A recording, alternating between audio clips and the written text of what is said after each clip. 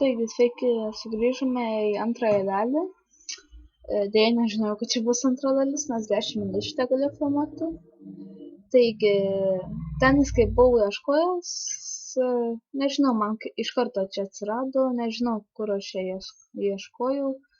Vien žodžiu, čia galite va susirasti, bet kur norite, arba va, galite iš pagrindinių va imti, galite, pavyzdžiui, kompiuterio pasiimti, arba folderis, pasaulite OK tada, jeigu norit, bet kokį galite pasirinkti, tada apply, tada OK. Matote, atrodo lyg folderis. Taigi atidarome, YouTube, čia tik video, OK.